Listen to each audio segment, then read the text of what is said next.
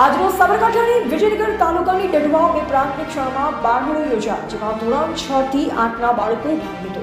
બાળમેળામાં બાળકોએ વિવિધ પ્રવૃત્તિમાં ભાગ લઈ આનંદ માણ્યો હતો, જેમાં મહેંદી, ડિઝાઇન, રંગોળી અને લાઇફ સ્કિલની પ્રવૃત્તિઓ કરી હતી।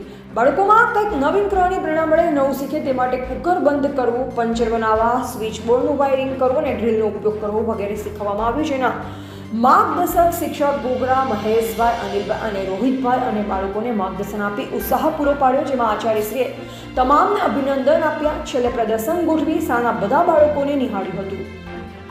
સતીશભાઈ મનાસ, સાબરકાંઠા।